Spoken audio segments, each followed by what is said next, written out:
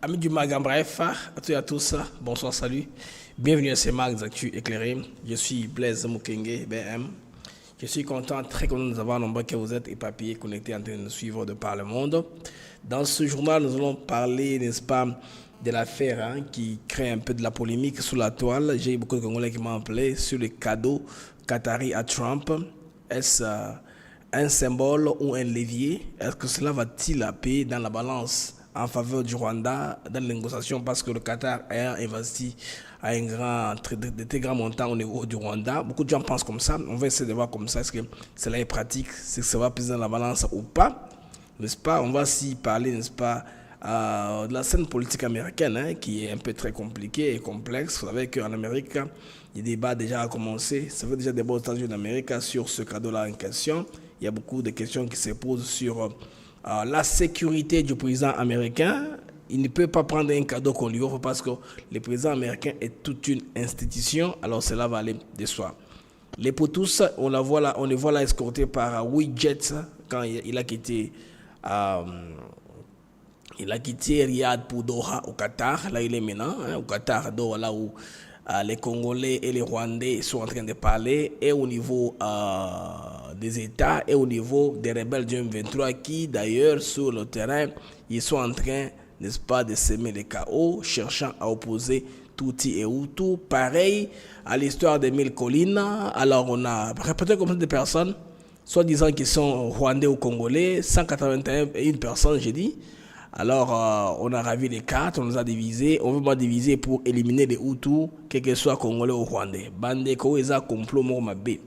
Donc, peuple Hutu, na Est, va cible, balingi ba raviver attention, comme à l'époque de la radio 1000 collines. Vous savez qu'il fallait faire monter la tension avant que les Rwandais ne s'entretuent entre eux.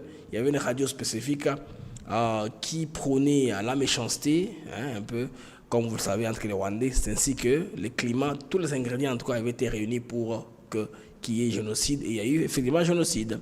Et vous savez ce qui s'est passé après. L'affaire Boukangalonzo, les amis, rapport du prononcé de jugement dans l'affaire Boukangalonzo, initialement prévu ce mercredi au 20 mai 2025. Donc, cela a été motivé par une ordonnance de prorogation signée par le président de la Cour constitutionnelle Dieudonné Kamuleta Badibanga. Alors, c'est l'essentiel, les amis, de la charpente de l'émission de ce soir. Le Mag en bref, le soir, on n'entre pas trop en profondeur, mais on est là pour vous apporter l'information parce que l'information est limitée. L'information ne s'est pas arrêtée, l'information est en train d'aller non-stop. Alors, pour commencer, le Mag de ce soir, on se retrouve après ceci. With less. The budget I'm presenting today supports these goals and reflects.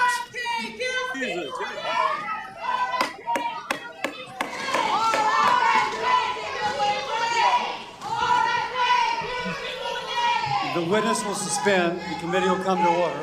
Capitol Police are asked to remove the individuals from the hearing room. Une commission sénatoriale où RFK Junior représente son budget pour la santé, parce que vous savez qu'il y a actuellement un combat au Sénat américain entre les républicains qui veulent en tout cas faire des réformes sur ce que les démocrates avaient établi avec le gros pharma qui a enrichi beaucoup de personnes en réduisant les prix des prescriptions et des médicaments. Ça fait qu'il y a des gens qui sont contre cette réduction-là. Alors ils sponsorisent les mouvements citoyens, les mouvements de contestation. Alors on a infiltré pendant cette commission-là des personnes qui ont crié. L'Amérique, c'est comme ça, l'ami. C'est très chaud. Il y a un débat houleux actuellement sur les cadeaux supposés donnés au président américain, le président Donald Trump, les pour tout ça, n'est-ce pas, qui est en tournée dans le Moyen-Orient. Là, il vient de quitter Riyad. Il est à l'étape du Qatar, à Doha, avec cet avion qui est derrière moi, des Qatar dont on va parler aujourd'hui. On va un peu parler, puis jeter les parallélismes sur ce que beaucoup de gens racontent sur la toile. Alors, il est arrivé en pompe, très bien reçu là-bas, dans ce pays-là, après l'escorte de jet, alors, mine d'avion militaire. Il est arrivé dans son véhicule personnel. Les présidents américains ne montent pas dans un autre avion. Donc, ils sont à mesure de faire ça parce qu'avant que les présidents américains ne se déplacent, il y a une très forte logistique qui le précède, y compris son véhicule dans lequel il monte à bord, qu'on appelle la bête, the beast en anglais. C'est un véhicule hautement blindé, avec beaucoup de systèmes anti-missiles de protection. Alors c'est pourquoi le débat qui est autour du cadeau de l'avion qui est derrière moi. Est-ce que cet avion est prenable ou pas? Regardez-moi Air Force One. C'est un avion qui a été conçu dès la fabrication à transporter les présidents américains. Les amis, depuis la dernière série d'assassinats en suite du président américain, depuis la dernière assassinat d'un président américain, je pense bien c'est Kennedy, le digne a été assassiné. Alors, les Américains se sont dit, ils ont créé les services de sécurité, un service qui est un peu indépendant. Ce service-là, à son budget, s'occupe de la sécurité présidentielle. C'est la commission de la sécurité au niveau du Sénat qui s'occupe de tout ça. Service, Secret Service, service secret américain, s'occupe de la sécurité du président américain et la traque des faux dollars dans le monde. Ils ont une mission spécifique. Alors, comme la Beast, le véhicule du président américain, de même l'avion, qui est tout un bureau volant. C'est un peu le bureau ovale de la Maison Blanche qui est dans les airs. C'est pourquoi vous rappelez, le 11 septembre, quand le réseau Al-Qaïda d'Osama Bin Laden avait attaqué les Pentagones, avait crashé en Pennsylvanie, avait attaqué les Twin Towers, les deux buildings jumeaux au niveau de New York, les présidents américains qui étaient en Louisiane, je pense bien en bâton rouge à l'époque, il fallait qu'ils prennent les airs, parce qu'il est plus en sécurité dans les airs. Alors, l'avion du président américain, ce n'est pas n'importe quel avion. Bon, un cadeau, c'est l'idée, parce que les Qataris ont eu l'idée que comme Trump est président et qu'on aime bien coopérer avec lui, c'est l'homme que les Qataris attendaient qu'il vienne au pouvoir. Alors, ils veulent donner ça en cadeau pour plus tard, quand il ne sera plus président, ils vont dire ça dans les musées, n'est-ce pas, de la Maison Blanche, dans les musées présidentiels de la Maison Blanche. C'est ça l'objectif qui a motivé les Qataris en faisant cela. Est-ce que ce cadeau est prenable ou pas, eu égard à tout ce que je vous ai raconté là, les amis? Vous allez voir que ce n'est pas prenable parce que d'abord, la modification de cet avion va coûter trop cher. Avant que je n'aille au 3 en train de discuter, je vous dis pourquoi est-ce que j'ai mis le 4 président en train de discuter pour répondre à la question des compatriotes qui m'ont posé mes blazes. Oyo Indi. Donc, le cas est Salim Bongo et Baby. Donc, président américain à Koyokela.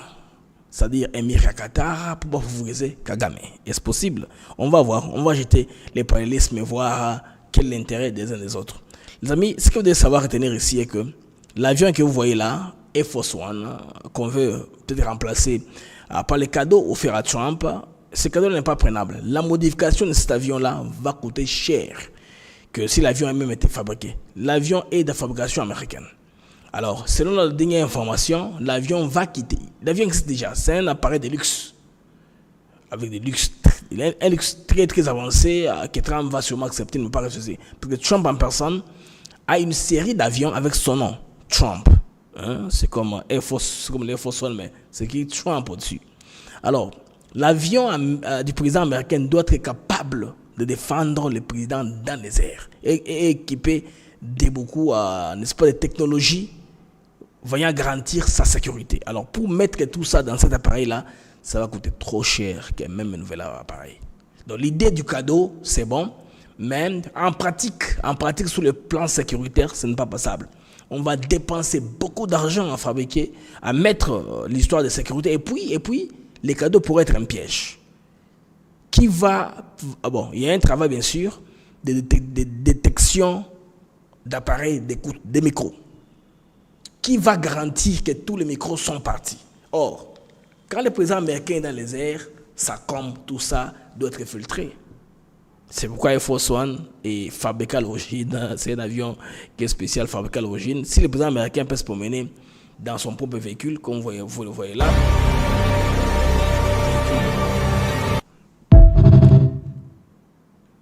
je dois couper les sons à son clip. Excusez-moi, attendez. Voilà, s'il peut se promener dans un véhicule spécifique qui vient des États-Unis, À combien plus forte raison l'avion qui est dans les airs? Prendre un avion en cadeau, ça sera très difficile. Je pense qu'il faut plutôt penser à autre chose que cela. Donc beaucoup de Congolais sont en train de penser comme cela.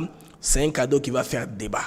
Déjà, au niveau du Sénat, on parle de la corruption, de beaucoup de choses. On parle des pots de vin pour favoriser le Qatar. Mais favoriser le Qatar à quoi? Parce que le débat que j'ai vu, les démocrates, n'a pas été spécifique, un démocrate républicain. On dit, bon, c'est à Trump maintenant de décider, lui, il va le prendre ou pas le prendre. Les amis, les cadeaux qataris à Trump, est-ce un symbole ou un levier? Entrons maintenant en profondeur. L'image du Boeing double pont, vous voyez, c'est double pont, double deck, c'est double pont aux couleurs qatari. Je mets l'avion en grand. Vous voyez, cet avion a double pont. C'est-à-dire qu'il y a des passagers en bas, il y a des passagers au-dessus. Donc, c'est bien emballé comme un cadeau.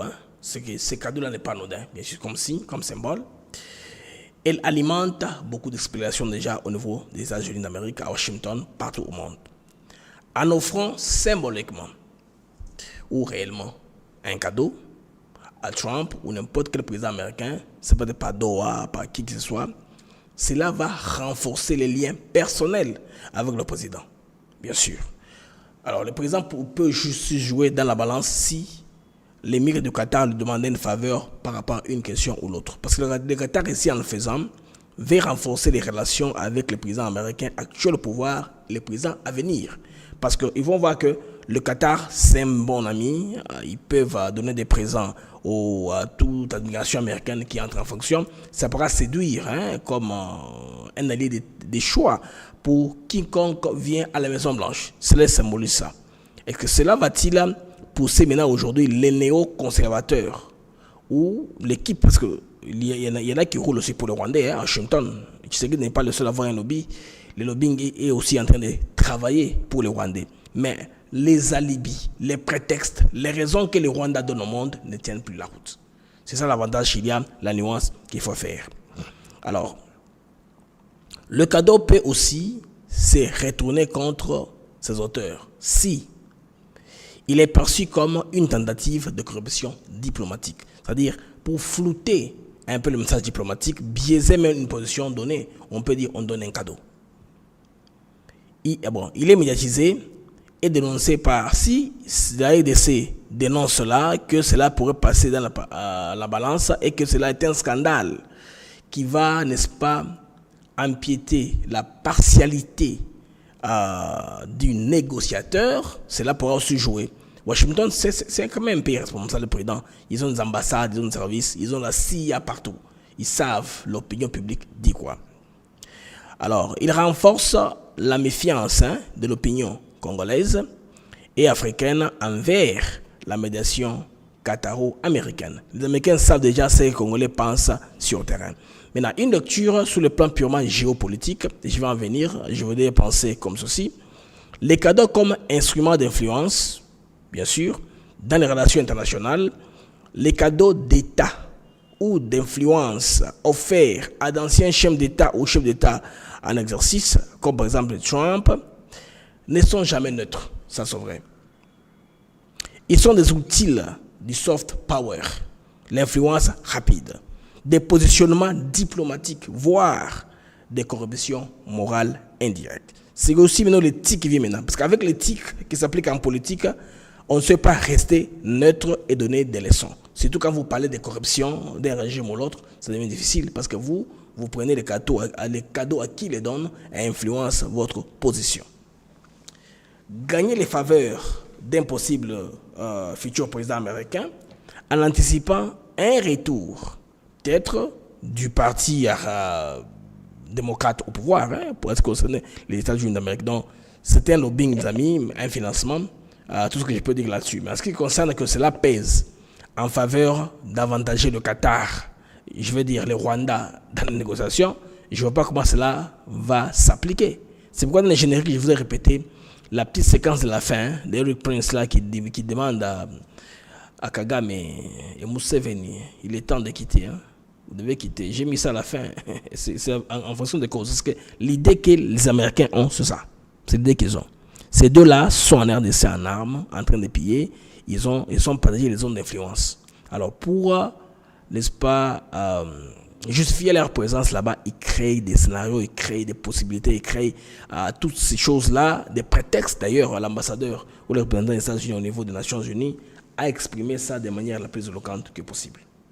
Maintenant, tout ce qu'on a fait là ne semble pas marcher parce qu'actuellement, là, j'apprends qu'on forcerait, n'est-ce pas, à prendre Uvira et de l'autre côté, parce que si Kisangani et Uvira tombent, Uvira, on va descendre vers Kalemi. C'est que les M23 auraient pris beaucoup d'espace. Alors, à Doha, les M23 parlaient au gouvernement congolais, Mme Wagner l'a confirmé dans l'interview que j'ai fait lancer le matin au niveau de l'Allemagne. Mme Wagner a confirmé cela. Et vous allez voir que, à part ça, il y a aussi le Rwanda et l'ADC qui parlent de ce côté-là. Maintenant, dans les prismes américains, les M23 n'ont pas de place. Parce qu'à suivre tous les officiels américains, ils reviennent au schéma que Mme Kaikwa m'a expliqué au niveau de Berlin, qui est clair. Tous les groupes armés, on se retrouve où? À Nairobi.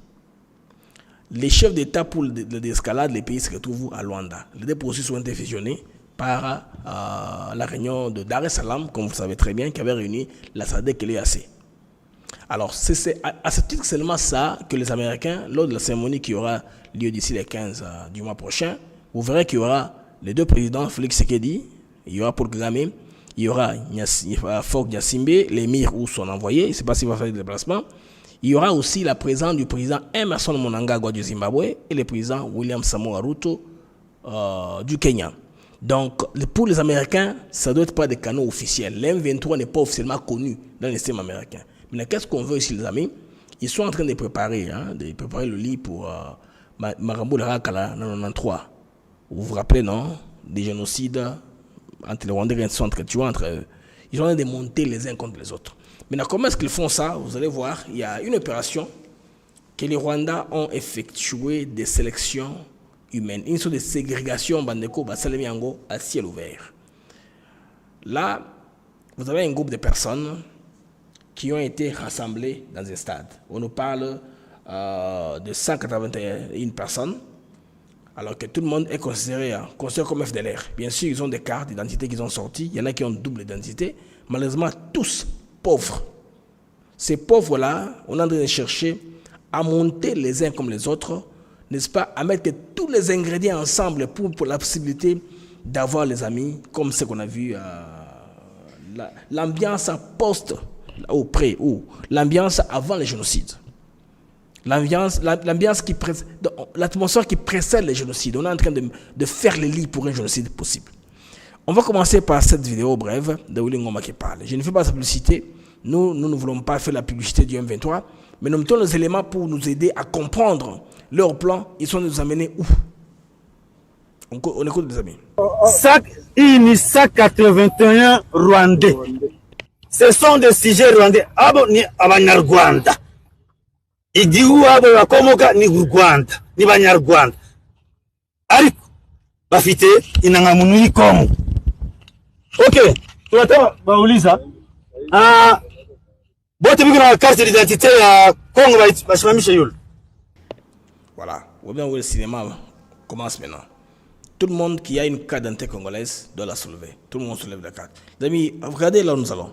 Peut-être que vous avez musore makarita yangamuntu zanyu zani Congo n'u Rwanda n'u Rwanda. Yes. Et remarquez leur chevelure. Bangonyo Sobana, Basuke Mekousse, à pas Mekolo. C'est que soit par recrue ou des gens qu'on a bougé pour cette opération-là médiatique, les manipulations. C'est-à-dire qu'on veut monter les Hutus contre les Tutsis comme c'était dans le passé. On continue. Côte à Congo n'u Rwanda. Chirejuru we. Mushyira makarita yenu ijuru.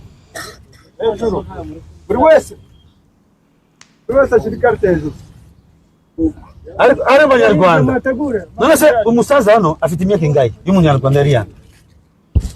78. Nimbese?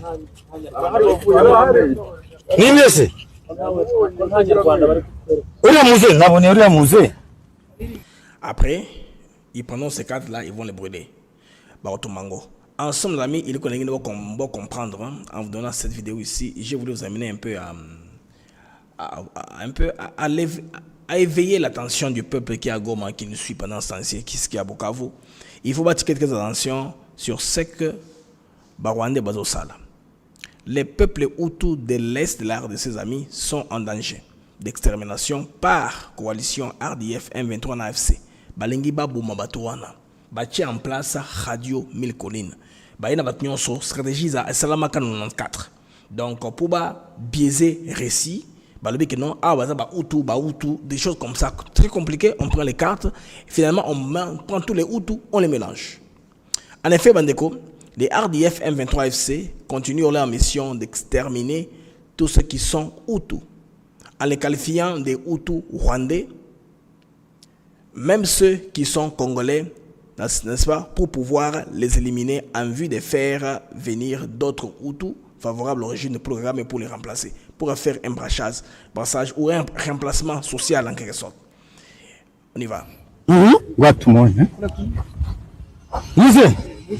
Njoo. Mzee usitumia kingai. Ngwino nuyu mzee musaza. Nuyu musaza. Nuyu musaza. Msharano. Abasaza. Mzee. Nawe sharano. On va enlever tous les vieillards, hein. Tous les vieillards, on les met à côté, on garde les jeunes gens. On va commencer à nous servir. Bare bazee bose msharano. Asian, msharari. Mshari wazee wacu. Mshari.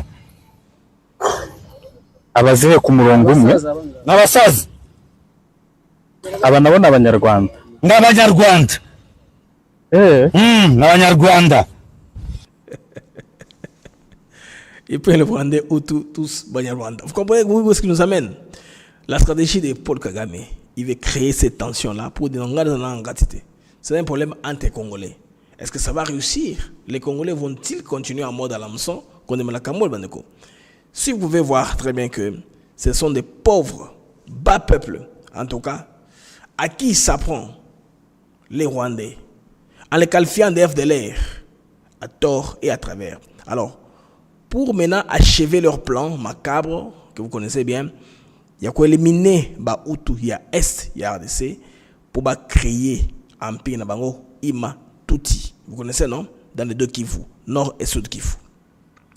Il est urgent que les autorités congolaises et la communauté internationale, pendant ce temps-ci, réagissent pour stopper, en tout cas, ces crimes. Bon, les cris d'alarme de Human Rights Watch qu'on a relayé le matin, je pense que Bazan Belemagnon, il faut en avoir davantage parce que, Kagame n'a plus beaucoup de choix à cause de la Bongo. Parce que l'objectif réel, Bandeko, c'est rallumer les feux du conflit Hutu-Tutsi.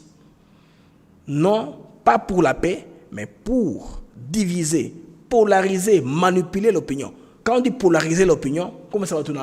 Pour un va exploser, qu'il soit prêt à se rentrer dedans, qu'il soit prêt à s'entretuer, que la haine viscérale puisse monter.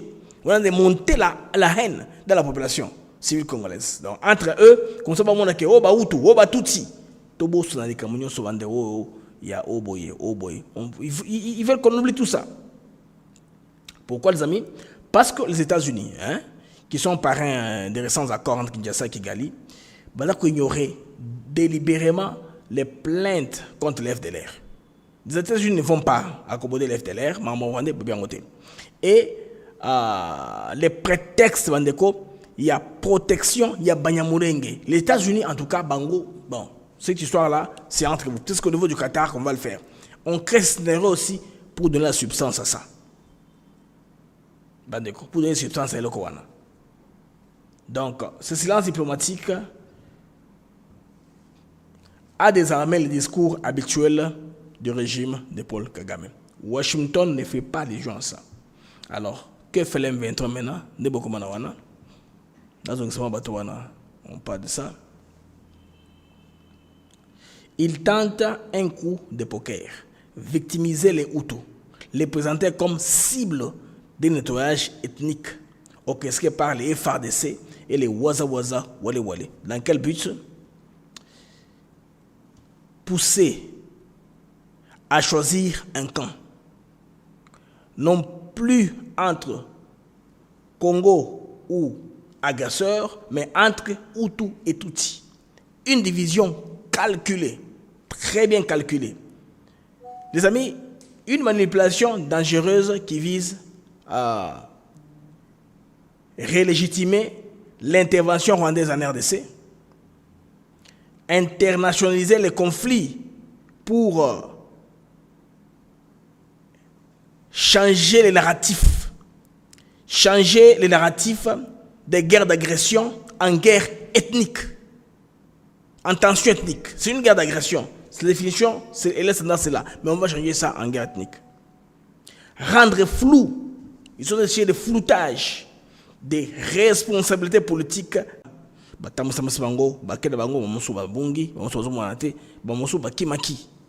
Les Rwandais sont en difficulté. En tout cas, ces brassages populaires, ils sont très compliqués. Un brassage populaire forcé.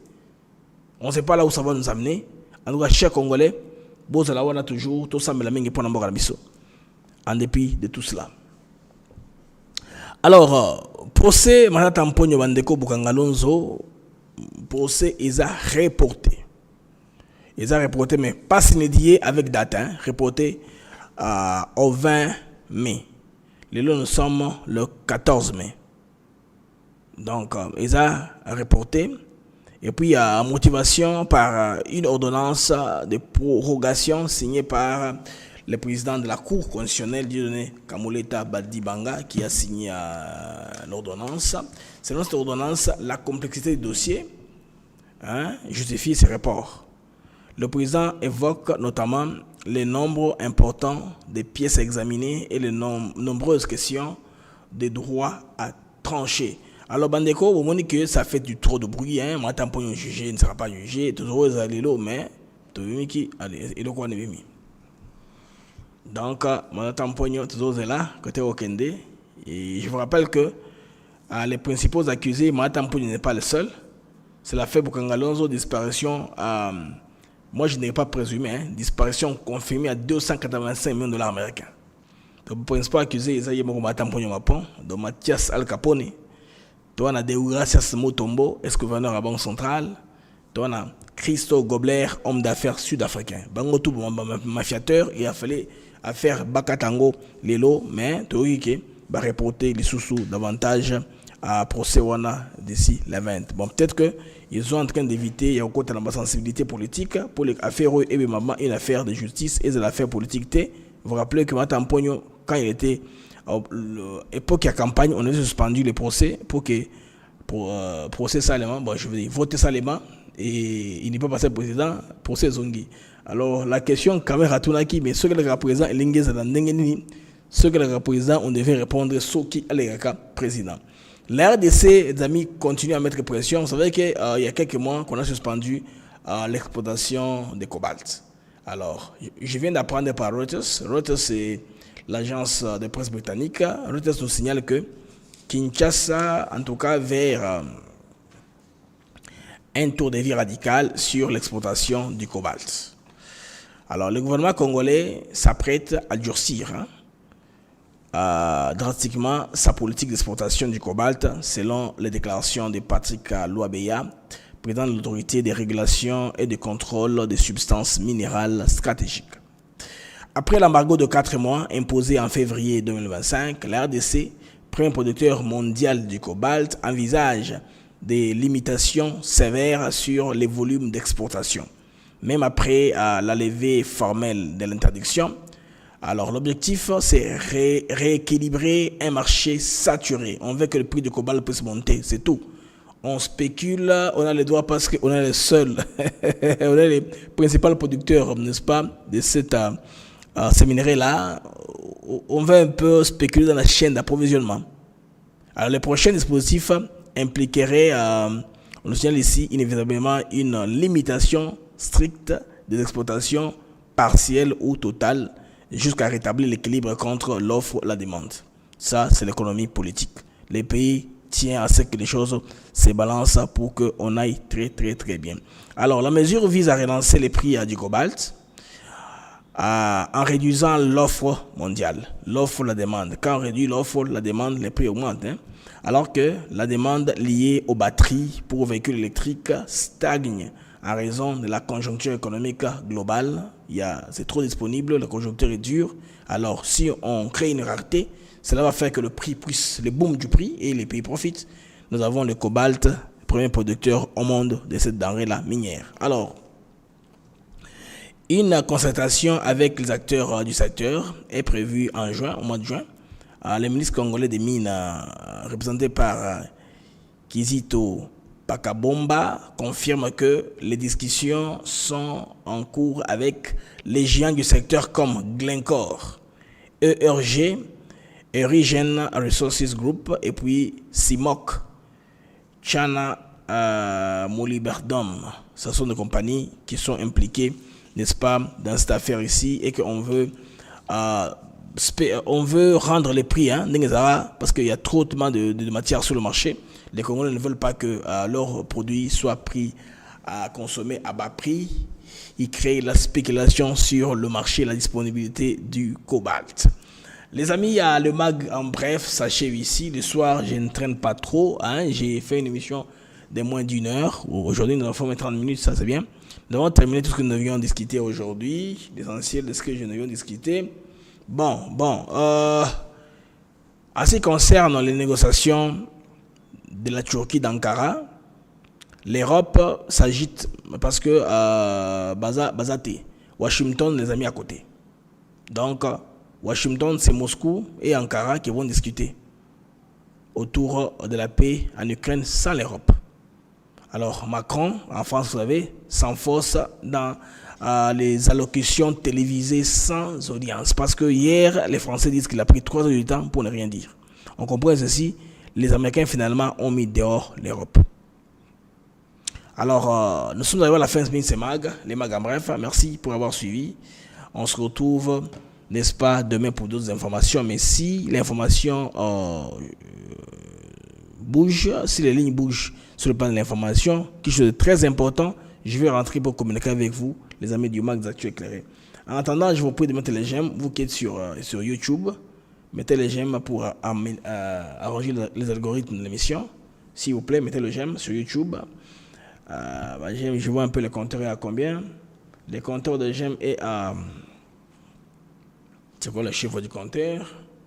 À 291. S'il vous plaît, améliorez un peu. J'ai besoin de 100 personnes qui vont mettre le j'aime.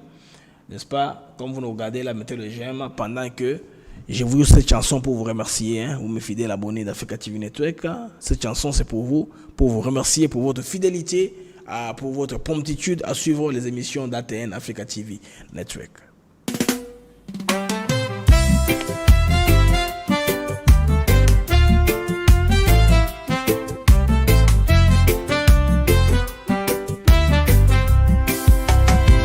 Merci à vous, chers auditeurs, pour votre fidélité, votre ardeur. Chaque jour vous êtes là à écouter nos mots, notre voix qui va dans le monde des infos, des nouvelles. ATN pour vous, fidèles et belles. Les mags de Actus s'éclairent pour vous éclairer, vous informer, vous guider. Merci à vous, chers auditeurs, pour votre fidélité, votre ardeur. Chaque jour vous êtes là à écouter nos mots, notre voix qui va. Des sujets variés, des débats passionnés, des invités de choix, des moments partagés. Ensemble nous explorons, nous découvrons. Le Congo nous appelle sous tous ses aspects profonds. Avec vous nous grandissons, ensemble nous réfléchissons. Merci pour votre confiance, votre soutien, votre constance. Merci à vous, chers auditeurs, pour votre fidélité, votre ardeur. Chaque jour vous êtes là à écouter nos mots, notre voix qui va.